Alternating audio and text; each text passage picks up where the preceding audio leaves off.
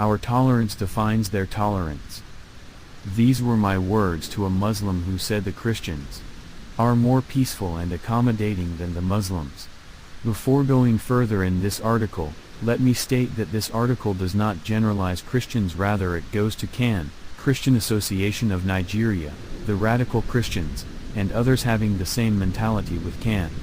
Hence, Christians as used in this article does not mean Christians in its entirety. To a Christian, you can only be regarded as peaceful when you allow them to dictate for you, try to have no say, accommodate whatever they do. It takes the tolerance of people with different faiths for a Christian to be tolerant. I will use Nigeria, a country dominated by a large number of Christians and Muslims, as a case study. A Muslim does not raise an eyebrow when a Christian evangelist takes to the street and start preaching Jesus is God, He is the Son of God, etc. A Christian sees no harm in sharing tracts to his/her Muslim neighbors telling them Jesus is their Lord and personal Savior, and of course, there's no harm after all.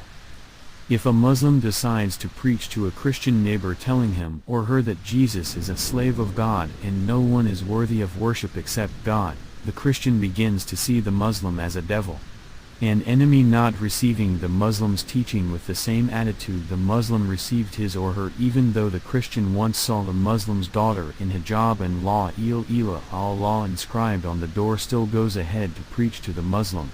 The Christian may begin to pray, I bind all evil spirit in this vicinity with fire. Thunder, fire, devil, enemy must fail, etc. Worthy to note, the Christian and the Muslim preached what is in their book. The Muslim becomes peaceful only if the Christian gets to preach unchallenged, or the Muslim keeps quiet as regards his own faith.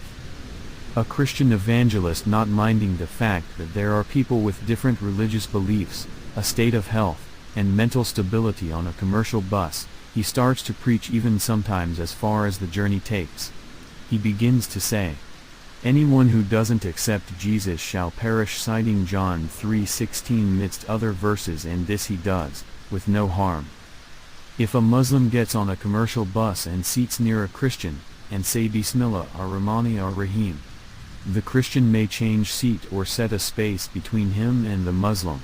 To a Christian, a Muslim is peaceful only when he honors the invite to celebrate Christmas with them to mark the birth of the supposed Son of God, and also Easter to commemorate the death of Jesus.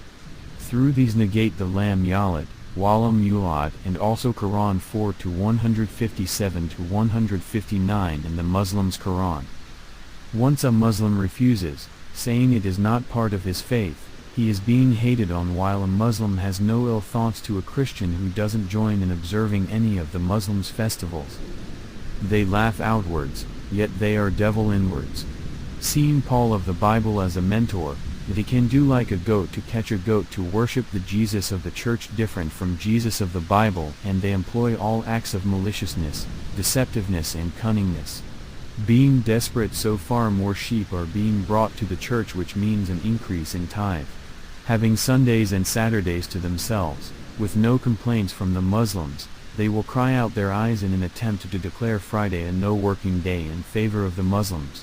Worthy to note that they have this Sunday and Saturday due to the fact that they don't know when exactly should be their day of worship.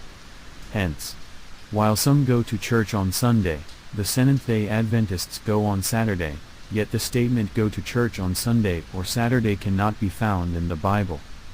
To a Christian, a Muslim girl wearing hijab to school is his or her headache, though the mother of his or her supposed Lord and personal Savior was not reported to have exposed her hair.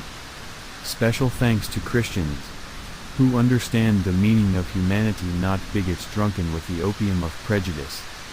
May Allah make our feet steadfast in the Islam and guide the unguided. Ameen. Bashir Lucas Sampson Luckman.